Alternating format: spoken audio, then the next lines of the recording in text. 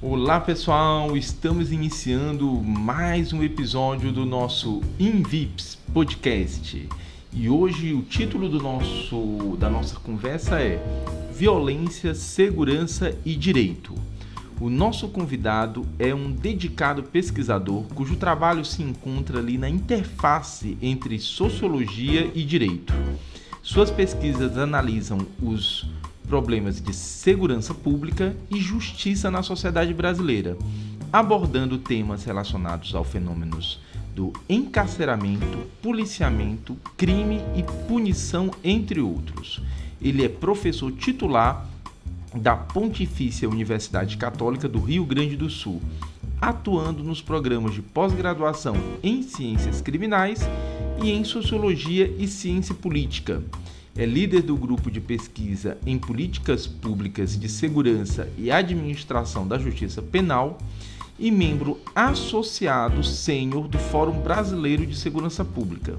É pesquisador associado do Comitê Gestor do Instituto Nacional de Estudos Comparados em Administração Institucional de Conflitos, o INCT-INEAC, é integrante do Grupo de Trabalho Violências, Políticas e Seguridade e Resistências, da CLACSO, coordenador do Comitê de Pesquisa em Violência e Sociedade da Sociedade Brasileira de Sociologia. Assim, o InVips Podcast tem a honra e a alegria de conversar neste episódio com o professor Rodrigo Quiringuelli de Azevedo. Bem-vindo, Rodrigo, é um prazer ter você aqui com a gente. Muito obrigado, Luiz Fábio. O prazer e a honra são todos meus. Para mim é uma satisfação poder estar colaborando com esse podcast do InVips, que tem sido muito aplaudido, muito comentado. E para mim, portanto, é uma satisfação poder também estar falando um pouco sobre minha trajetória e as minhas pesquisas. Obrigado, Rodrigo. O podcast do InVips é uma iniciativa do Instituto Nacional de Ciência e Tecnologia, Violência, Poder e Segurança Pública, desenvolvida a partir do programa INCT do CNPq, com a reunião de 15 grupos de pesquisas de referência na área de estudos da violência, crime e segurança pública, com atuação em 10 estados brasileiros. Seu objetivo central é produzir conhecimento sobre como o fenômeno da violência e do crime afeta a sociedade brasileira, suas instituições e cultura. A ideia consiste em criar um intercâmbio de ações de pesquisa, ensino e extensão, com a construção de uma rede de pesquisadores e a criação de vasta base de dados e análises consistentes para a pesquisa científica, desenvolvimento tecnológico e formação de recursos humanos capazes de incidir na área de segurança pública, justiça e direitos humanos. Bem, Rodrigo, mais uma vez, muito obrigado. É um prazer ter você aqui com a gente poder fazer essa conversa aqui no nosso InVips Podcast.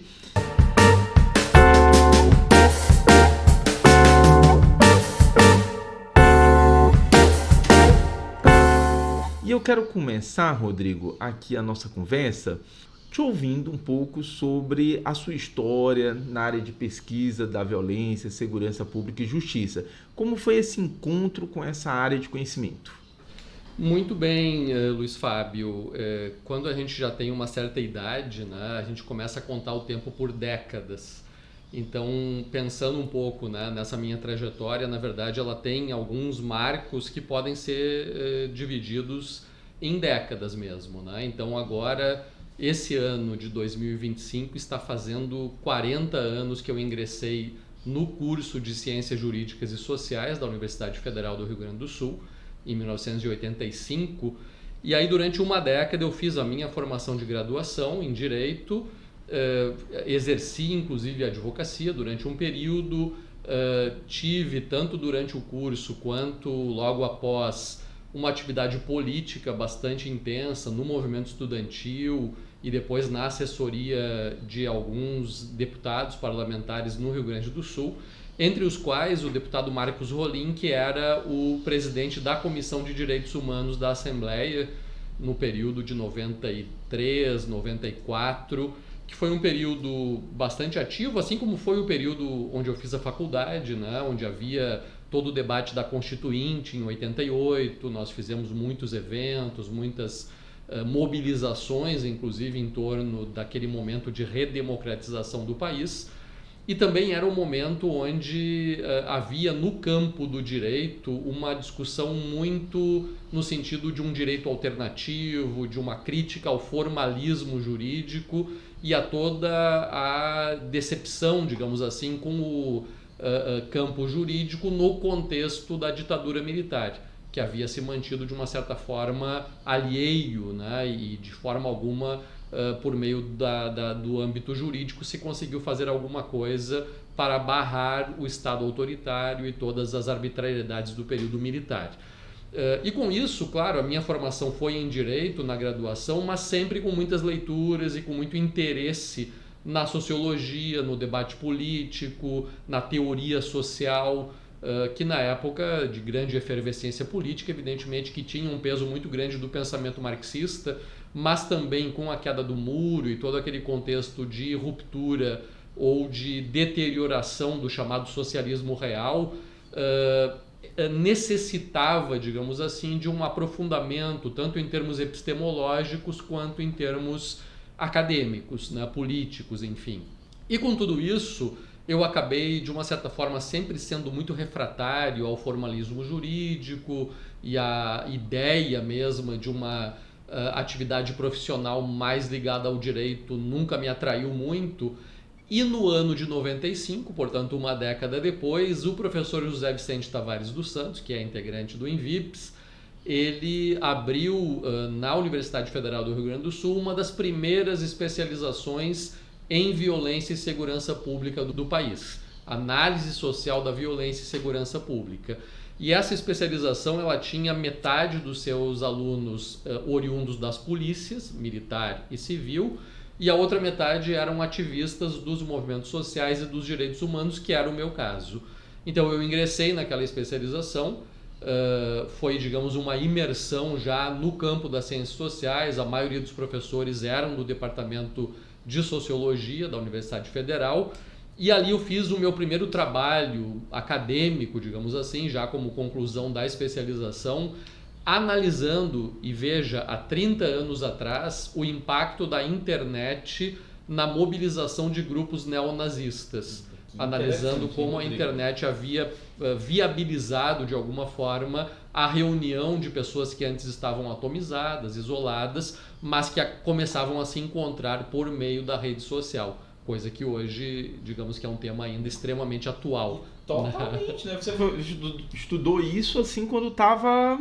Quando estava assim, não havia nem o Google, era o Alta Vista, a internet era discada, né? Não era o que nós temos hoje, mas já era um fenômeno social que começava a mostrar algumas situações novas, né? Então foi muito interessante essa pesquisa. Eu utilizei aí alguma coisa de teoria social, Alain Touraine, a crítica da modernidade e toda uma tentativa de interpretação daquele fenômeno no contexto dos anos 90. Com esse giro, digamos assim, para a teoria sociológica e para um curso muito, né, voltado para o debate sociológico, eu me encontrei, digamos assim, academicamente, né, e percebi que o meu caminho era esse. Então eu praticamente larguei a atividade jurídica e ingressei no mestrado em Sociologia, sob orientação do professor José Vicente. E aí eu escolhi um tema que conectava com a minha formação jurídica, mas que avançava no âmbito de uma sociologia do direito, que foi o tema da criação dos juizados especiais criminais. Ou seja, um elemento novo, né, do ponto de vista da administração de conflitos no âmbito judicial, que tinha sido criado na Constituição de 88, a possibilidade do que era chamado então de juizados de pequenas causas, mas que foram sendo formatados no processo ali posterior à Constituição, e em 95 então foram regulamentados pela Lei 9.099 de 95, que criou tanto os juizados especiais cíveis quanto os criminais. Então a minha ideia foi analisar o impacto da criação desses juizados no âmbito criminal, fazendo uma pesquisa empírica, que é uma coisa que o professor José Vicente sempre me disse: olha, se tu quer ser sociólogo, o que diferencia o trabalho sociológico é a pesquisa empírica, é a pesquisa de campo, é a metodologia de pesquisa, porque teoria social eu já conhecia, já tinha, né, bastante leituras, mas o que me faltava era justamente essa parte da pesquisa, né? Então eu consegui fazer no mestrado essa pesquisa empírica em Porto Alegre, analisando então a criação desses juizados, os tipos de crimes que chegavam até eles e o que de fato mudou, que era muito diferente do que o discurso legitimador da criação dos juizados dizia, né? Então foi uma pesquisa inovadora, que teve um bom impacto, foi publicada pelo Instituto Brasileiro de Ciências Criminais, na coleção de monografias do Instituto, e ali, digamos que eu realmente consegui então ter uma projeção enquanto pesquisador a partir da sociologia, mas olhando para o funcionamento do sistema de justiça, especificamente os juizados criminais.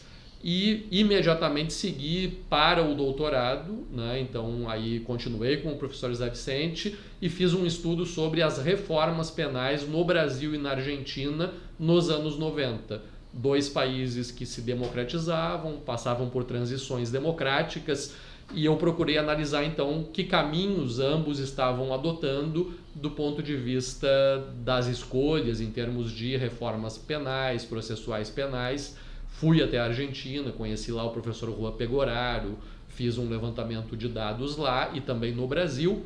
E quando eu estava em meio ao meu doutorado, o professor José Vicente esteve nos Estados Unidos e voltou com um livro, que na época não era tão fácil conseguir, né? Um livro, enfim, final dos anos 90, início dos anos 2000, e ele trouxe o livro do David Garland, A Cultura do Controle, que era uma análise muito similar ao que eu estava tentando fazer em relação ao Brasil e à Argentina, no contexto anglo-saxônico, Estados Unidos e Inglaterra, sobre isso que ele chama então de uma mudança do welfarismo penal para um novo modelo de controle penal, que é o que ele chama de cultura do controle, e aquilo me ajudou muito para, de uma certa forma, interpretar sociologicamente e criminologicamente o que estava acontecendo nos dois países que eu estava analisando, né? Concluí o meu doutorado, isso me permitiu, digamos assim, desenvolver uma espécie de agenda de pesquisa que eu permaneço trabalhando até hoje. Fiquei ainda 2 anos como professor recém-doutor com uma bolsa de pós-doutorado na Universidade Federal do Rio Grande do Sul, e em 2005, 20 anos atrás, eu recebi o convite para ingressar na Pontifícia Universidade Católica do Rio Grande do Sul como professor em 2 programas de pós-graduação, em Ciências Criminais, ligado ao direito, e em Ciências Sociais, na época, que atualmente é o programa de Sociologia e Ciência Política. E aí acabei me transferindo então para a PUC, e até hoje, então nesses últimos 20 anos, eu desenvolvo na PUC, né, o meu grupo de pesquisa, o GPESC, as orientações tanto nas ciências criminais quanto na sociologia, dentro dessa agenda que eu desenvolvi a partir dessa minha imersão no campo sociológico e de todo o trabalho que eu venho desenvolvendo até então. Rodrigo, e é muito legal porque aqui, inclusive no Ceará, a gente tem um pouco esse fenômeno no programa de sociologia de estudantes do direito que querem fazer pesquisa empírica e que vêm buscar na sociologia, né? Então é muito interessante como essa sua caminhada, ela mostra um pouco essa, né, essa relação. Né? Eu sou de uma geração, digamos, que foi pioneira nisso, porque não era comum, né? Aqueles que de alguma maneira faziam sociologia do direito geralmente tinham formação exclusivamente jurídica e faziam isso nas faculdades de direito, que é onde surgiu inclusive a sociologia no Brasil, e a própria sociologia jurídica se desenvolveu, né? Mas sempre com lacunas do ponto de vista metodológico, e é isso justamente o que eu procurei desenvolver, né? Com essa minha imersão na sociologia. Foi essa capacidade de não apenas analisar o direito enquanto fenômeno social a partir de uma perspectiva puramente teórica, mas também a partir da pesquisa empírica, né? E aí é importante também fazer referência à influência que teve, né, na minha formação e no meu desenvolvimento acadêmico o professor Roberto Cante de Lima, que coordena o Instituto Nacional do qual eu faço parte, o INEAC, e que também, né, desde essa minha entrada na especialização, depois mestrado, doutorado, eu sempre consegui estabelecer de alguma forma um diálogo com a produção dele, que vem da antropologia, que também tem formação jurídica e que sempre destacou a importância da pesquisa empírica, porque o direito, evidentemente, que é uma área muito focada no dever ser, na lei, nas jurisprudências, na chamada doutrina, mas muitas vezes desconectado da realidade social. Então, o que esse nosso giro, digamos assim, do direito para as ciências sociais, não só meu, mas de uma geração muito importante, a partir dos anos 90, que inclusive acabou criando, na verdade, esse campo de pesquisa hoje no Brasil. Existe inclusive uma rede de pesquisa empírica em direito, né? Tem eventos no campo das ciências sociais que discutem hoje o direito enquanto fenômeno social. Então realmente se abriu muito esse espaço de investigação e eu me orgulho de fazer parte dessa geração que abriu de alguma forma esses caminhos, né? Que bacana, Rodrigo. E como é que isso te ajudou? Hoje a gente sabe que o funcionamento do sistema de justiça no Brasil, ele é um problema em diversas camadas e dimensões. Como é que isso te ajudou a compreender, então, esse fenômeno, né? O seu trabalho ele percorre vários aspectos do sistema de justiça e como é que você analisa isso a partir desse trabalho de pesquisa tão intenso que você vem desenvolvendo?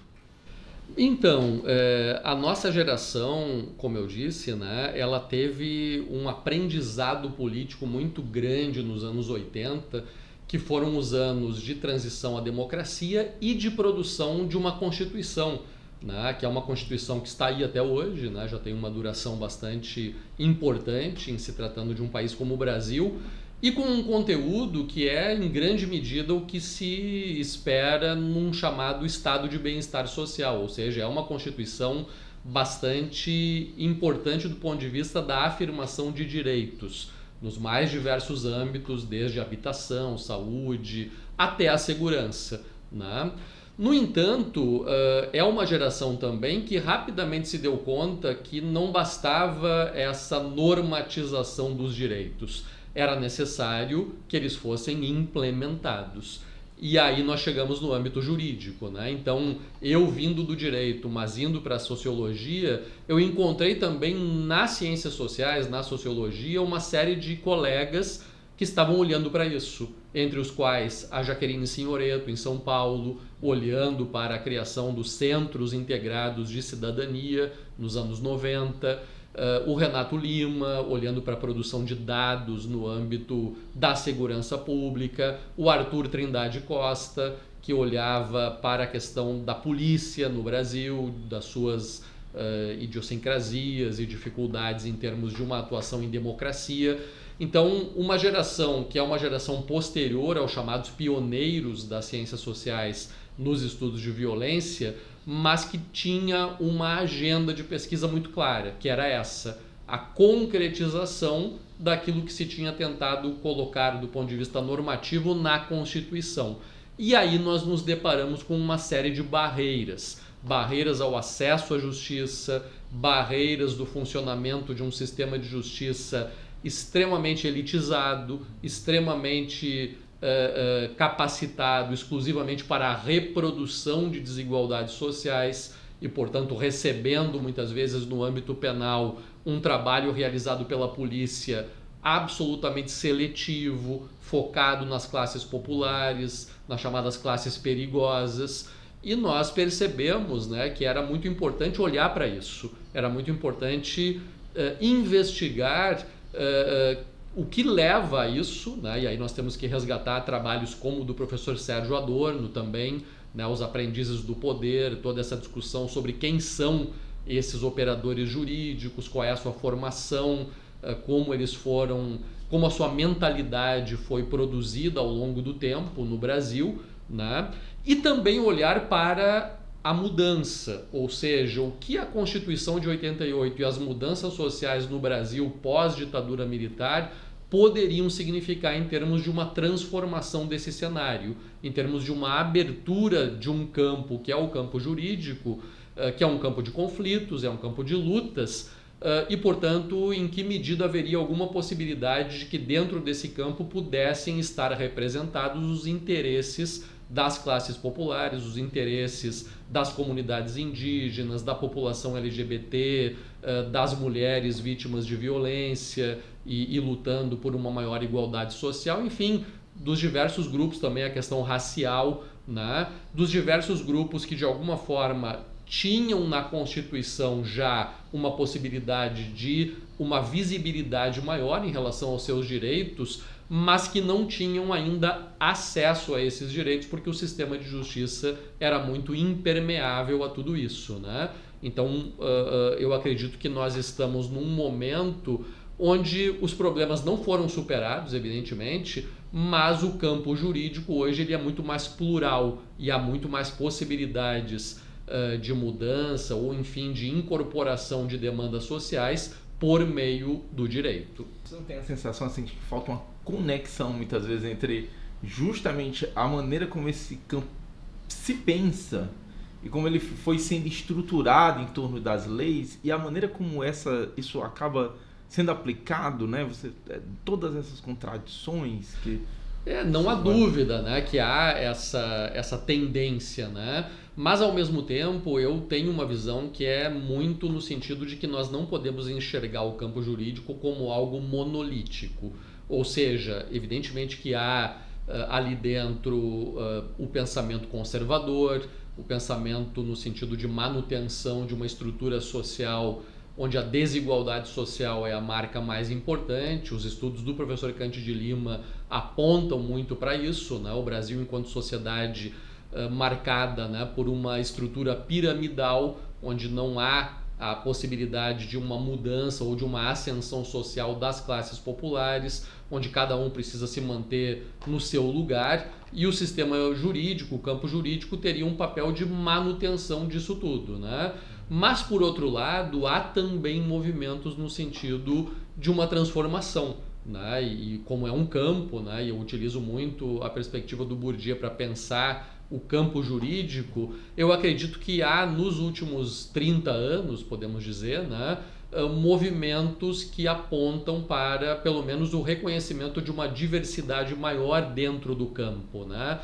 Por exemplo, os estudos lá nos anos 90 do Luiz Werneck Viana, Corpo e Alma da Magistratura Brasileira, já mostravam, né, a feminilização, a entrada das mulheres nas carreiras jurídicas, a juvenilização, ou seja, uma certa massificação do ensino jurídico e com isso a entrada nas carreiras jurídicas de grupos sociais que até então não tinham acesso a esse tipo de formação, né?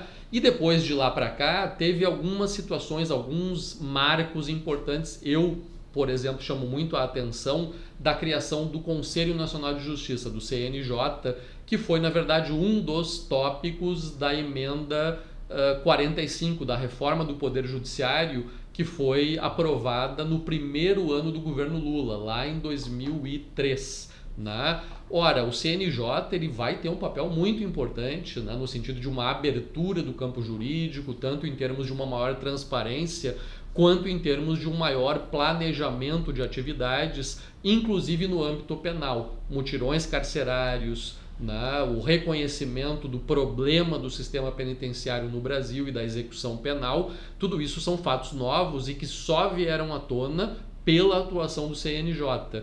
Então me parece hoje que há um espaço importante de disputa dentro do campo, inclusive na magistratura. Eu tenho muitos alunos e pessoas do campo jurídico, inclusive da magistratura, com as quais eu tenho muito diálogo, né, enquanto pesquisador, enquanto alguém que está sempre aberto a esse diálogo com as instituições, e me parece que há hoje pelo menos um grupo, né, mais ou menos representativo, dependendo evidentemente do estado, né? O Brasil é um país muito grande, as situações são muito diferenciadas, mas há dentro desse campo hoje pessoas que têm uma mentalidade mais aberta, inclusive analisando as decisões hoje dos tribunais superiores.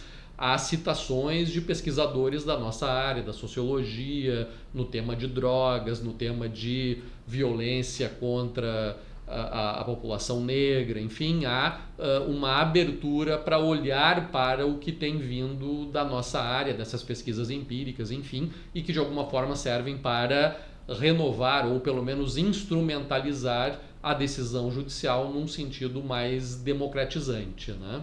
Importante isso está acontecendo, né, Rodrigo?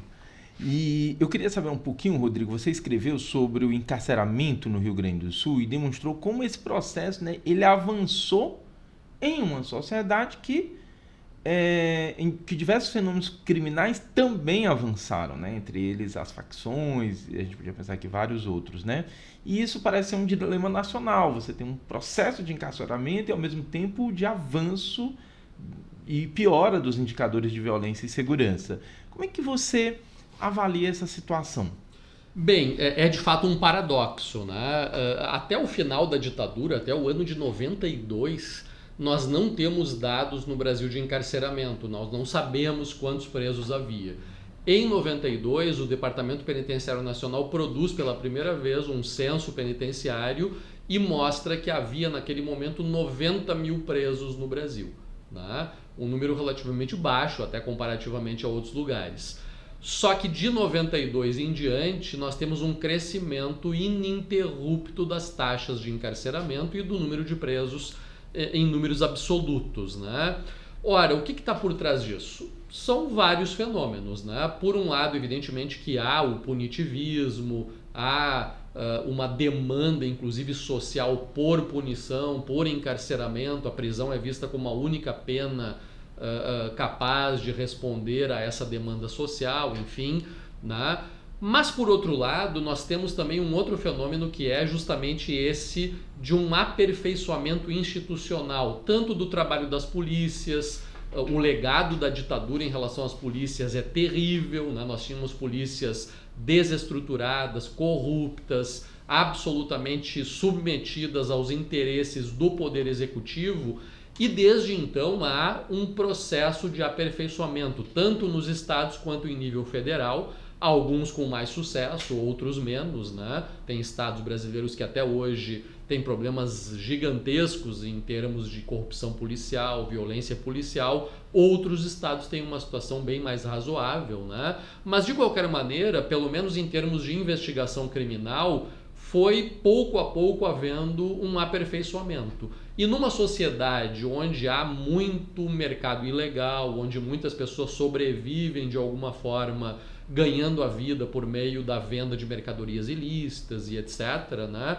Evidentemente que uma polícia que funciona mais e melhor vai produzir mais criminalização, até porque o seu foco acaba sendo muitas vezes esses mercados ilegais, que é a chamada criminalidade de rua, né? Que é muito mais fácil de ser, né, verificada, identificada, investigada e encaminhada ao sistema de justiça criminal. Isso, junto com a lei dos crimes hediondos, lá no início dos anos 90, e posteriormente com a reforma da lei de drogas, já no ano de 2006, são alguns dos momentos onde há um recrudescimento desse aumento das taxas de encarceramento, né? Então nós podemos discutir, inclusive, esses episódios, o seu papel. De qualquer maneira, né, nós chegamos a uma situação, então, saímos lá de 92 com 90 mil presos, para 800 mil presos já em torno de 2010. Né? Então, um número de presos em números absolutos que colocou o Brasil entre o terceiro e o quarto lugar em nível mundial, e uma taxa de encarceramento que é uma taxa de em torno de 350 presos a cada 100 mil habitantes, que nos coloca entre o 25º e o 30º lugar em nível mundial em termos de taxa de encarceramento. Prendemos muito, então, portanto, né, não há dúvida. As chamadas alternativas penais se tem tentado, né, o DEPEN durante muito tempo tentou implementar essas alternativas através de programas, inclusive em parceria com o PNUD. Atualmente não é mais o DEPEN, é a Secretaria Nacional de Administração Penitenciária, e se criaram diversas possibilidades, né, tanto em termos de penas, com a ampliação das penas alternativas, como também as chamadas cautelares no processo penal, que substituem a prisão preventiva, que já foi no Brasil algo em torno de 40% do total de presos, e hoje nós estamos numa situação de menos de 30% do total de presos como presos provisórios. justamente porque foram criadas essas possibilidades alternativas, entre as quais a monitoração eletrônica, que vem sendo muito utilizada em diversos estados, né?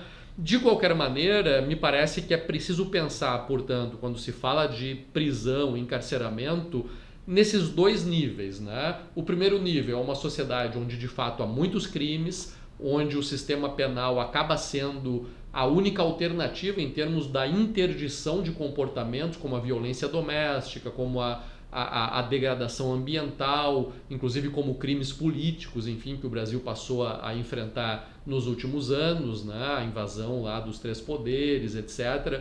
Ora, são situações inaceitáveis, assim como o homicídio, né? Que também tem que ser investigado, esclarecido e punido para que se possa ter minimamente uma sensação de que nós estamos num país onde as leis vigoram, onde as leis são aplicadas, né? E por outro lado, nós temos seletividade, nós temos a questão das drogas, a política de drogas, que leva a um grande encarceramento de pequenos vendedores de droga, reforçando a dinâmica das facções criminais, superlotando presídios, fazendo com que o tratamento penal não seja realizado e, pelo contrário, o sistema prisional acabe virando um centro de organização para facções criminais e etc. Né? Então são dilemas que se colocam, evidentemente, no âmbito da pesquisa em relação ao sistema prisional. E você chama muita atenção, né, Rodrigo, para essa dimensão, essa necessidade da política criminal brasileira ser repensada. Né? E você chama muita atenção justamente também da política de droga, porque é uma coisa que me parece não ser razoável, né? A gente parece que está numa situação de que não é razoável, porque o próprio sistema parece que vai estruturando, vai pavimentando o caminho para que outras situações aconteçam, né? As facções são um fenômeno que nasceu no interior do sistema penitenciário brasileiro. E aí eu queria que você falasse um pouquinho para a gente, um pouquinho mais sobre isso, sobre como é que como é que essa política poderia, né, ser repensada para que a gente tivesse aí um horizonte. Claro. Como eu disse, né, o tema da política criminal, das reformas penais, é o tema que me acompanha desde o meu doutorado e é a minha agenda de pesquisa mais importante é essa das reformas penais. E nesse âmbito, claro, o tema droga é um dos mais importantes, há alguns outros temas também importantes, né? Nós temos, por exemplo, um debate no sentido de que nos últimos anos no Brasil tem havido uma ruptura em relação ao período que se abre com a Constituição de 88, a Nova República, onde as reformas penais caminham muito em torno do campo, né, progressista, de controle maior sobre as polícias, de prioridade para certos crimes e do combate ao crime com a garantia dos direitos fundamentais, né, sem que isso fosse colocado em contraposição. E nos últimos anos surge um campo que eu chamo de iliberal ou antimoderno de resposta ao delito, que defende, enfim, né, excludente de ilicitude para mortes praticadas pela polícia, armamento da população civil, uma série de coisas que são absolutamente disfuncionais e inconcebíveis do ponto de vista de uma possibilidade de redução da violência no Brasil, né?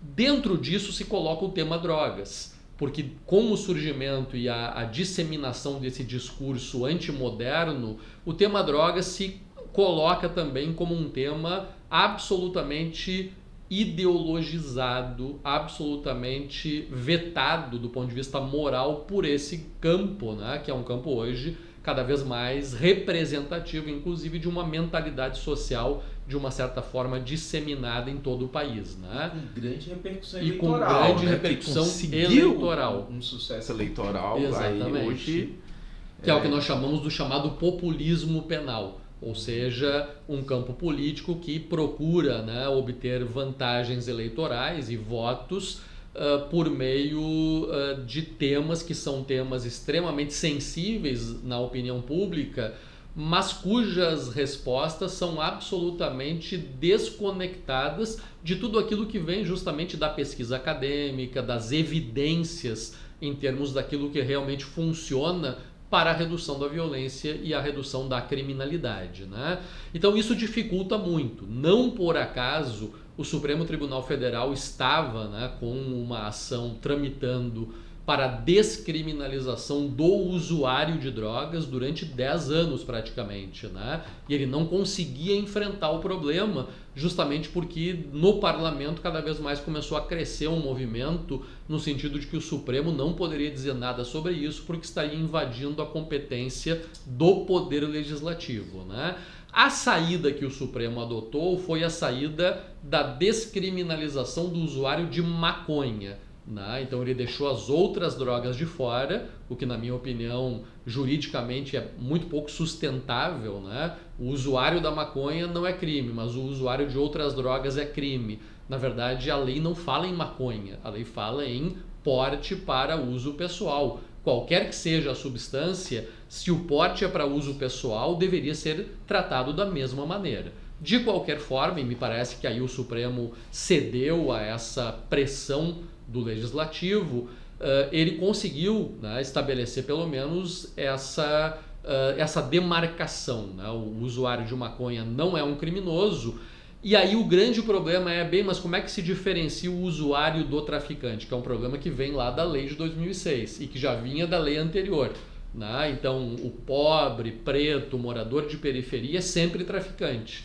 Enquanto que o indivíduo de classe média, com a maconha no bolso, seja 100, 200 gramas, ele tem aquilo para uma festa, para distribuir para os amigos, enfim, então ele é sempre usuário.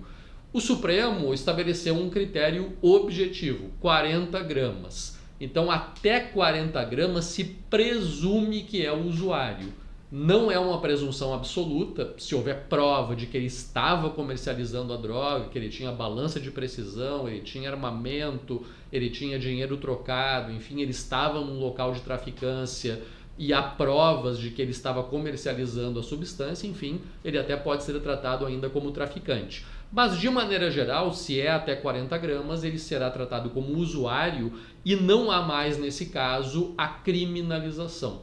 Foi um passo limitado, um passo talvez pouco eficaz para uma mudança do cenário enquanto um todo, mas foi uma sinalização. Eu diria, foi o passo possível nesse momento que nós estamos vivendo no Brasil. Há pesquisas, por exemplo, do SESEC, né, com a professora Julita Lengruber e o Inácio Cano, que têm mostrado quanto o Brasil gasta por ano com a criminalização do mercado ilegal de drogas, algo em torno de 7 bilhões. E mostrando também que esse dinheiro está sendo posto fora, porque isso não acaba com o mercado, não reduz o consumo e muito menos impede que a comercialização aconteça. Então não está funcionando.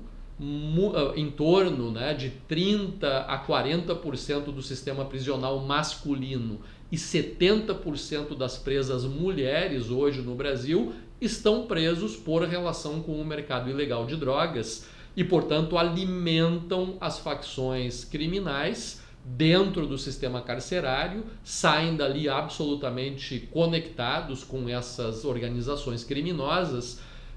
E, portanto, estamos colocando muito dinheiro numa política de drogas que é muito pouco efetiva. Como é que se muda isso? Eu acho que seria muito importante, evidentemente, abrir o debate no Brasil sobre a regulamentação, especialmente do mercado da maconha, e também políticas de saúde pública para usuários de droga de maneira geral, seja ela a cocaína, seja o crack, seja qual for a droga, nós precisamos tratar o usuário como um problema de saúde pública e, portanto, né, retirando desse tratamento a criminalização, que acaba apenas dificultando e de forma alguma impedindo ou reduzindo a demanda das substâncias ilícitas.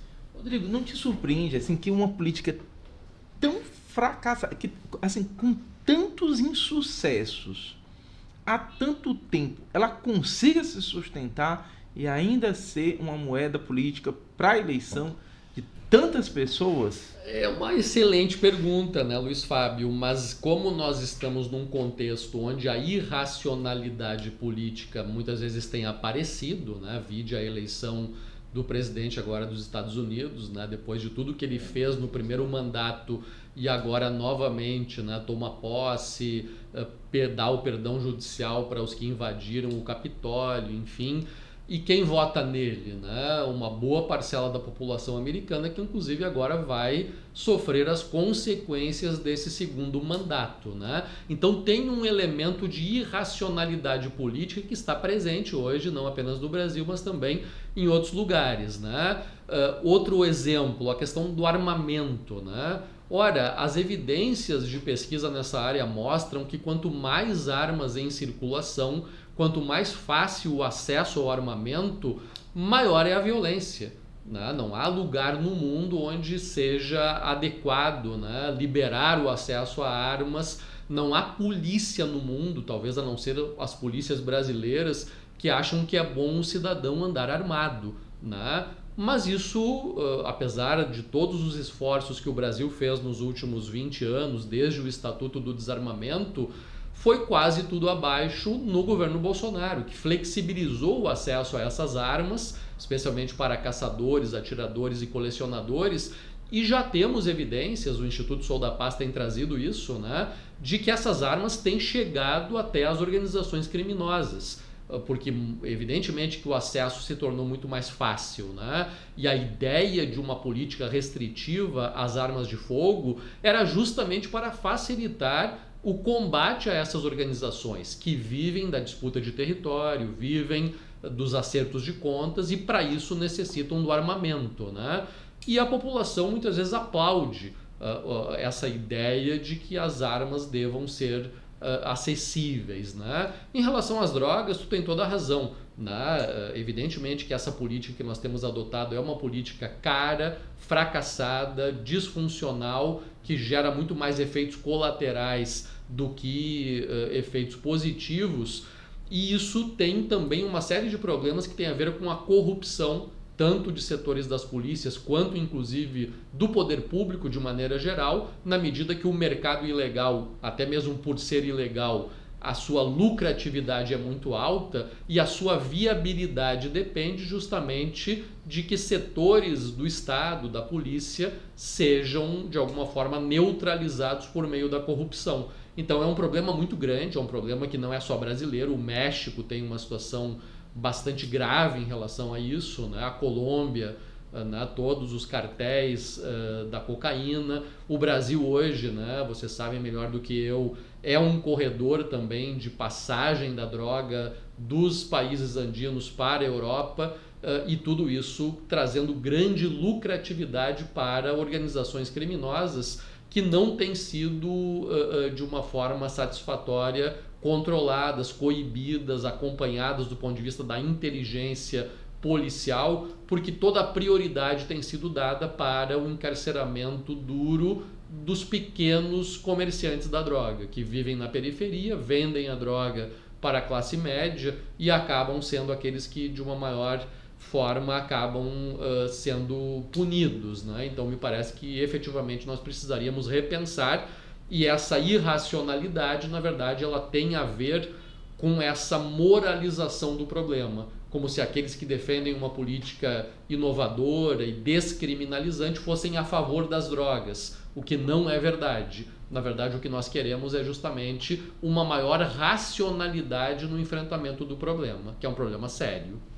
Outro problema histórico do país, né, e que as suas pesquisas, os seus trabalhos, Rodrigo, eles também tratam, é justamente o relativo à estrutura das forças policiais, né? Um tema super difícil de se debater, não sei se é mais difícil do que o tema das drogas, mas esse é super difícil, né? Com praticamente todas as forças policiais existentes, né? Há muita rejeição, né, a quando vai se discutir enfim, alguns setores realmente é muito difícil. Você poderia nos falar um pouco, então, sobre essa estrutura, o que você pensa sobre ela, qual é a sua opinião, quais os desafios para transformar e para que a gente tivesse estruturas policiais mais eficientes no enfrentamento ao crime e à violência? Bem, o meu contato com o tema polícia, eu acho que é importante dizer isso, né? Ele se dá a partir dessas pesquisas que eu desenvolvi, pesquisas empíricas, do funcionamento do Poder Judiciário. Ora, a entrada, muitas vezes, do sistema penal, do Poder Judiciário no âmbito penal, se dá pela polícia, né? Então, por exemplo, quando eu estudei os juizados especiais criminais, o que eu descobri? Eu descobri que antes da Lei 9.099 de 95, antes do chamado termo circunstanciado, para qualquer delito, seja ele grave ou leve, era obrigatório o inquérito policial. Ora, para esses pequenos delitos que depois foram chamados de menor potencial ofensivo, com pena até 2 anos, a polícia não fazia o inquérito policial. As delegacias de polícia recebiam as ocorrências, elas ficavam lá paradas, eram arquivadas e não chegavam até o Poder Judiciário. Por isso, ao contrário do que se dizia quando a lei foi aprovada, os juizados especiais criminais não desafogaram as varas criminais. Eles simplesmente abriram o Poder Judiciário para uma nova demanda que antes não chegava, porque ficava na delegacia de polícia. Ora, com o termo circunstanciado, o que aconteceu? É uma simplificação do procedimento de coleta de provas. A polícia coleta as provas irrepetíveis, né, as provas materiais, e encaminha diretamente ao Poder Judiciário. Isso trouxe ao Poder Judiciário uma demanda que antes ficava reprimida, e quando os juizados foram criados, essa demanda era basicamente ameaça e lesões corporais. E muitas dessas ameaças e lesões corporais eram contra a mulher. Então a violência doméstica contra a mulher só começa a ter visibilidade, a chegar ao sistema de justiça criminal graças a essa mudança. Talvez seja até uma mudança imprevista, alguma coisa que não tinha sido prevista pelos formuladores da lei, mas que acabou resultando nisso, né? E naquele momento, justamente se percebeu que era muito bom que as polícias militares pudessem fazer o termo circunstanciado, que isso não necessitasse de uma burocratização no sentido de que o caso fosse levado até a delegacia de polícia para dali ser encaminhado ao juizado especial. Ora, isso remete à discussão do chamado ciclo completo de polícia. O que nós, pesquisadores dessa área, temos dito é que o Brasil é praticamente um caso único hoje no mundo onde há polícias que não têm o ciclo completo, onde uma só faz o policiamento ostensivo e a outra só faz a investigação criminal. Com os juizados especiais criminais, alguns estados brasileiros começaram a autorizar as polícias militares a fazerem o TC, que é uma atividade que até então era exclusiva da Polícia Civil, da Polícia Judiciária, e que a partir dali começou então a ser desempenhada pela Polícia Militar. E foi bom, o resultado foi positivo, desafogou, é um procedimento simplificado, né? Então me parece que essa é uma discussão importante, né? Me parece que nós poderíamos pensar numa reforma mais ampla das estruturas policiais no Brasil se nós conectarmos essa reforma a uma reforma também dos procedimentos judiciais. Por exemplo, ampliando esse conceito de menor potencial ofensivo e criando, né, para crimes menos graves e menos complexos, um procedimento abreviado, como a Espanha tem, como o Chile tem, né, um procedimento mais simples, onde a polícia simplesmente coleta e manda direto para o Poder Judiciário, e ali vai se fazer todo o procedimento de oitiva de testemunhas, análise de provas e etc., que de qualquer forma é feito. Então o que nós temos no Brasil é uma repetição no inquérito policial e depois no processo penal de procedimentos muitas vezes burocráticos, onde não há essa necessidade de uma replicação e que acabam produzindo morosidade, que é muito ruim do ponto de vista da percepção social a respeito do funcionamento da justiça. Então acho que esse é um ponto importante, né?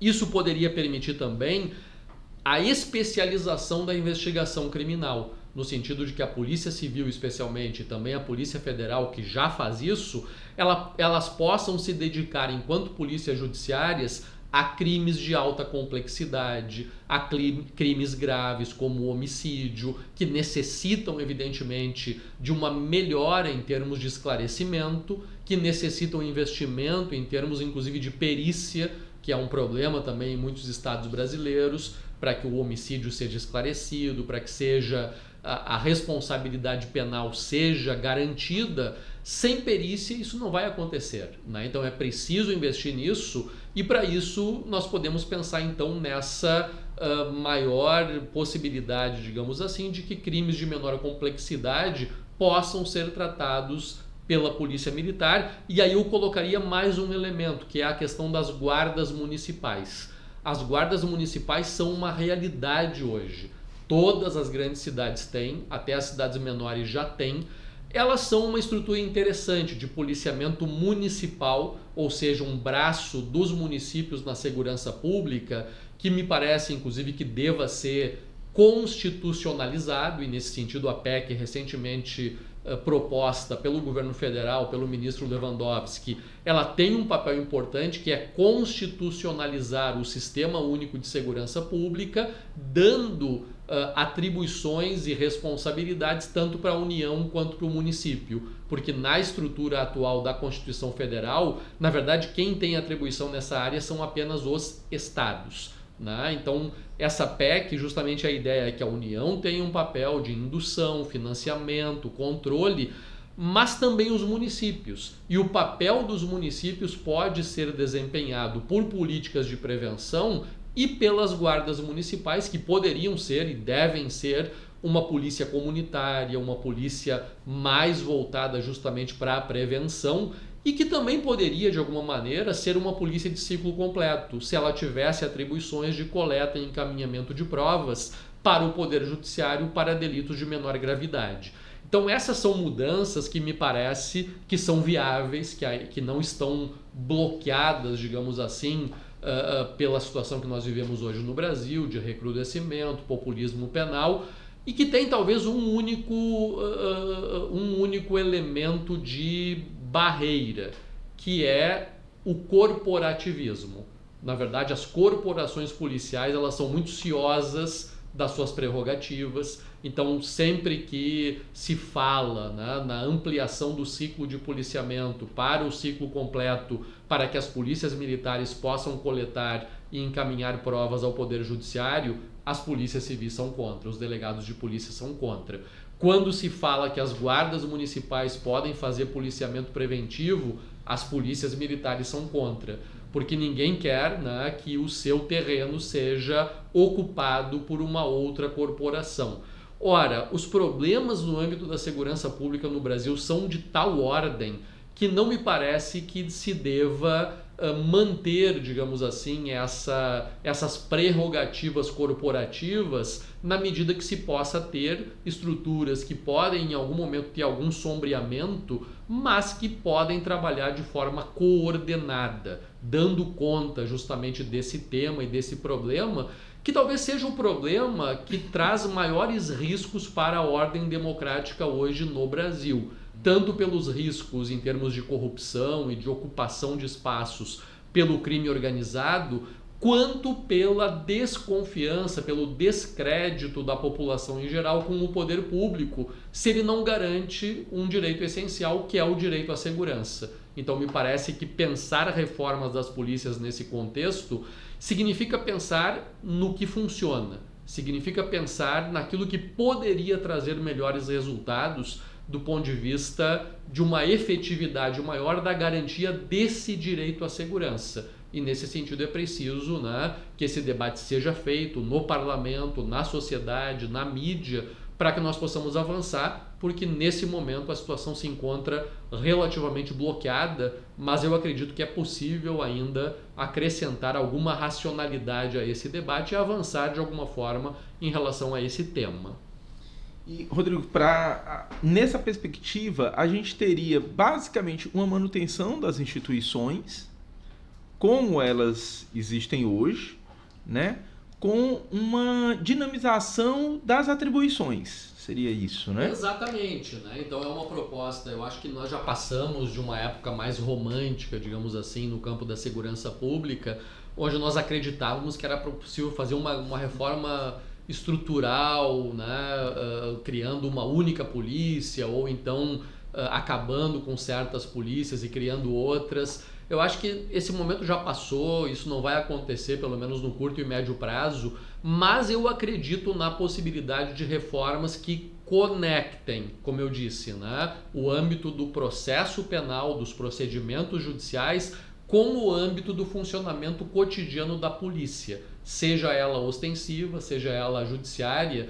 E aí eu acho que nós podemos fazer alguns ajustes que poderiam dar um resultado talvez até maior do que se poderia imaginar a princípio, né? Na medida que essas pequenas modificações, como aconteceu com os juizados especiais criminais, elas podem produzir, digamos assim, uma espécie de ciclo virtuoso de mudanças, são as chamadas mudanças incrementais, que em algum momento podem produzir uma reforma estrutural. Me parece que o caminho para uma mudança maior nesse campo é esse, e me parece que ele é viável, desde que essa discussão seja feita, né, no âmbito político, no parlamento. Essa mudança não virá das corporações policiais, porque elas são muito bloqueadas e muito ciosas, como eu disse, das suas prerrogativas, mas o campo político me parece que ele tem condições de levar isso adiante, se pensar a segurança pública de uma maneira racional e de uma maneira a dar prioridade a esse problema da democracia brasileira.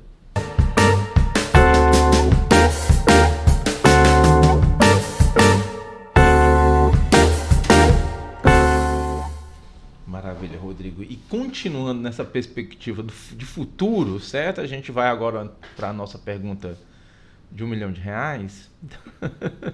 Né? A gente gostaria de saber, Rodrigo, então, quais os principais desafios para o campo da segurança pública no Brasil e como os cientistas sociais poderiam incidir para transformações nessa área, para que a gente visualizasse isso, né? Um futuro com mais segurança, menos violência e menos crimes na nossa sociedade. Muito bem. De fato, é uma pergunta difícil, mas de alguma forma eu toquei em alguns pontos ao longo, né, da nossa conversa que já apontam, né, um caminho, pelo menos daquilo que eu entendo como possível e necessário em relação a esses desafios, né? Em primeiro lugar, eu acho que é preciso reconhecer a questão da segurança como um direito social, ou seja, levar o crime a sério. Uma sociedade democrática é uma sociedade onde há comportamentos que são interditados. Tem coisas que não podem ser feitas. A única maneira de interditar comportamentos é por meio do direito penal, é por meio da lei. O Estado não pode dizer que alguém não pode fazer algo se essa conduta não estiver proibida em lei.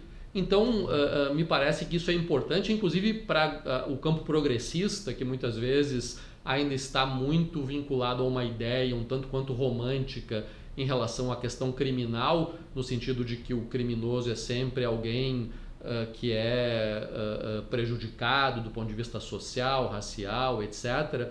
Mas isso tem que ser superado, né? Na verdade, crimes acontecem a todo momento e em todos os âmbitos da vida social. A criminalidade doméstica, que afeta e vitimiza mulheres, idosos, crianças, a criminalidade ambiental, a corrupção, o desvio do dinheiro público, né, que é sempre escasso para interesses privados. Enfim, né, podemos falar, né, muitas coisas que não são admissíveis e que acabam acontecendo muitas vezes com uma certa leniência por parte tanto da sociedade quanto do Estado, né? Então precisamos levar isso a sério. Se há leis, essas leis têm que ser implementadas e isso tem que ser feito de uma maneira republicana. Tem que valer para todo mundo. Não pode ser mais com jeitinho, com carteiraço, para alguns vale, para outros não. Acho que essa é uma tarefa do campo progressista no Brasil que precisa ser resgatada. Falar em corrupção, por exemplo, não é algo que seja apenas uma ferramenta da direita para combater o campo de esquerda. Não, a corrupção é um problema sério. tem que ser enfrentado, né? E assim como ela, o Fórum Brasileiro de Segurança Pública tem trazido dados, por exemplo, de estupros e violência sexual, algo absurdo, né? A violência contra a população LGBTQIA+, no Brasil é a maior do mundo, né? Vitimizando pessoas pela sua orientação sexual. Furtos e roubos de celulares. Parece uma coisa à toa, mas enfim, muitas vezes a pessoa depende do celular para trabalhar, comprou o celular, parcelou e vai ter um prejuízo enorme e ela não consegue sair na rua porque ela não tem segurança para fazer isso, né? Então isso tudo é muito sério, tem que ser levado a sério. Em segundo lugar, é preciso qualificar o debate público, porque nós estamos hoje imersos nesse contexto de fake news, de populismo penal.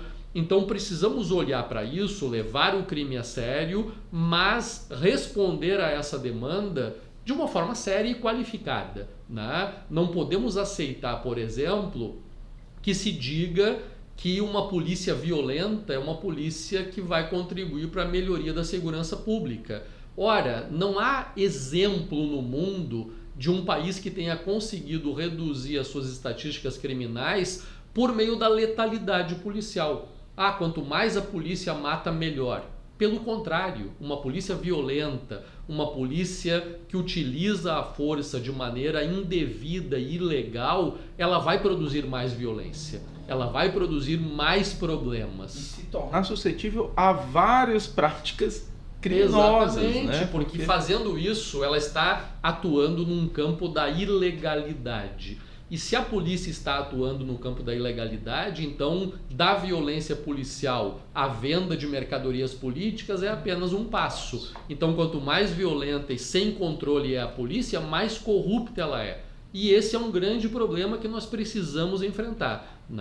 Agora acabou de sair o decreto do governo federal estabelecendo uma normativa para todos os estados em termos de uso da força pela polícia, tanto em termos de formação, mecanismos de controle e condicionando a implementação de tudo isso os repasses do Fundo Nacional de Segurança Pública. Me parece absolutamente correto, dentro da lei, dentro da Constituição, e mesmo assim houve polêmica por parte de governadores que dizem não, o governo federal não pode fazer isso, está com isso favorecendo a criminalidade. Ora, de maneira alguma, na verdade, essas orientações que vieram por meio desse decreto estão na Constituição Federal, estão em tratados internacionais dos quais o Brasil é signatário, então é apenas dar concretude a isso que já está na lei, mas que precisa ser implementado na prática, porque a polícia brasileira tem matado em torno de 6.300 pessoas por ano,